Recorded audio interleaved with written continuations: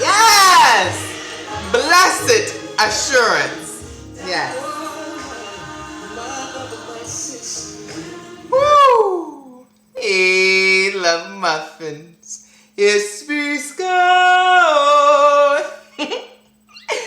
I just wanted to come back to you because I just want to say this.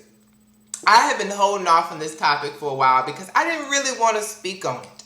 But I'm going to speak on it because I think it needs to be cleared up, especially in the Black gay community. And I received an email today. I received an email from a minister. From a minister now. A minister wrote in to me. He told me not to use his name and where he's from, and I will respect that. But I will talk about the fact that he was a minister of a congregation, a growing, thriving congregation.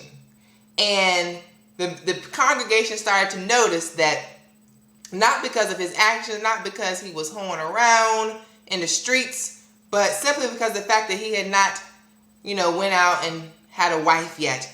They figured out that he was gay, that he was a member of my spiritual team, which is gay, Phi Gay. And I'm going to go ahead and speak on it. This video is about, I want all my brothers, all my gay brothers in the church to come on out. I know you're there. Ever since my days going back to where I used to go to church, to where I went to church, where I went to school, to even here in LA. There's so many gays in the church, gay men in the church, gay women in the church. And you're going to sit there Sunday after Sunday and listen to ministers, some of which, a good number of which are gay, condemn your soul, condemn your sexuality, what you know to be true, what you know when you go out and sneak in the streets to be true for yourself. So I'm going ahead and say, come on out, come back. Like the Donnie McClurkin song, which I find so ironic. We fall down, but we get back up. And how I feel towards Donnie McClurkin is, yeah, you have fallen down. You have fallen down for all the gay men out there in the world, all the young people growing up. You have fallen down in terms of you're not being true to who you are. Because we already know, I have several sources, we already know what you do and what you don't do.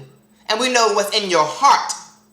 Okay, so I'm going to speak on it. Speak on it, yes. Indeedy, I'm going to speak on it. So I'm challenging all the black ministers or the minister, white ministers, whoever, that are experiencing the fact that they are gay and in the closet. You need to come on out the closet. You need to come on out the closet and let your presence be known. Okay, every time I go up into a church and I go tiptoe in there and I sit it on down, okay, heads are turning. And they're not just turning because I stand out. Not just turning because I look so good. They're turning because they identify with me. There's a part of me that's inside of them. Our souls connect. Birds of a feather most certainly and surely will flock together. And the same is true with your souls. When you see someone that you have the same type of thing in common, your souls kind of play with each other and they get happy because they're not alone. And, I was thinking that what if another major minister, a big name minister, let's say like Bishop T.D. Jakes.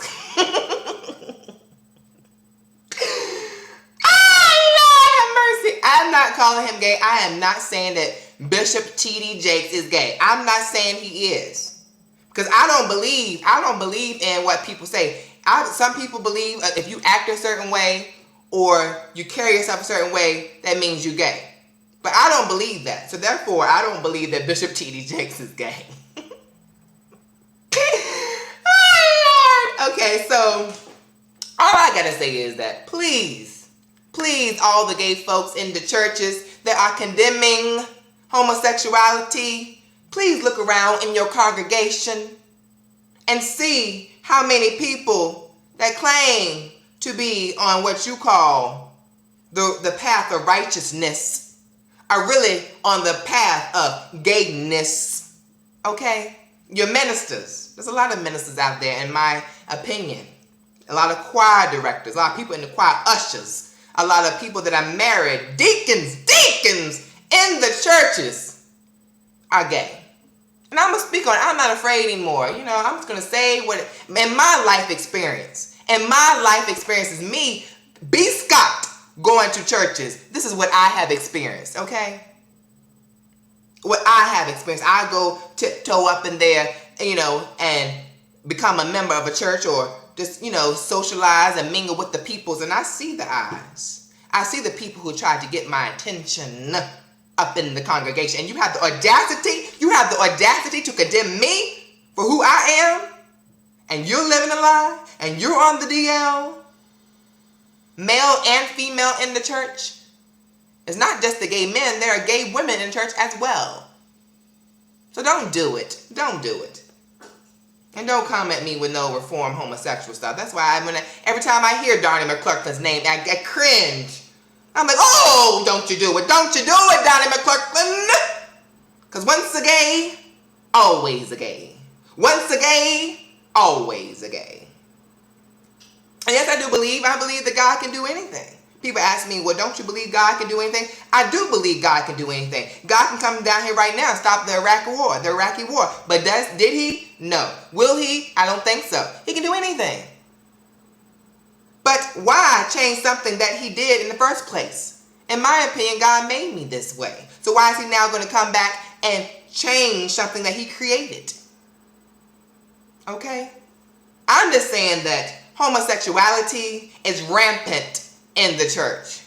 You don't have to look outside your church. You don't have to come over here to me to say anything to me. Look in your own congregation. Look to your minister. Look to your deacons. Look to your husband. Look to your children. Look to your uncle. Look to your cousins. Whatever you want to look. It's in your family and it's around you in your congregation. So don't come over here talking to B. Scott with no foolishness. Talking about we fall down, but we get back up. You ain't fall nowhere. You're in the same position that when you were born that way, Donnie McClurkin. I don't know your situation. You may or may not have been molested. I don't know what that is. But the point is, you're gay. Ain't no changing that. You're gay. You are. Indeed. In fact, you are. And you represent a lot of other black gay men in the congregations that a lot of people go to. And you sit there. I was talking to a friend the other day. You're going to sit there in that congregation and let somebody condemn your sexuality and your lifestyle. And you're going to sit there?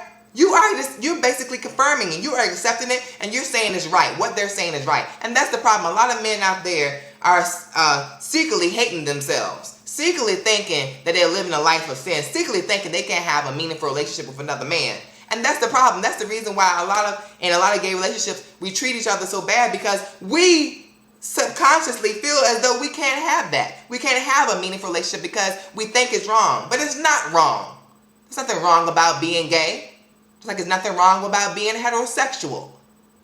And I'm so sick of it. I'm sick of these hypocrites, these Christian hypocrites in the church that are gay, trying to condemn me and my lifestyle. You will not do it. You will not condemn me, my sexuality, my lifestyle, whatever you want to call it. And that's right. We do fall down, Donnie McClurkin. You fell down not because of your spirituality. You fell down because of your sexuality. Okay? Spirituality, sexuality, two different things. But that's not the reason why you fell down. You fell down because you let down all the people that were looking up to you, all the people who you could have encouraged to be strong. That's what you did. Anyway, double kisses.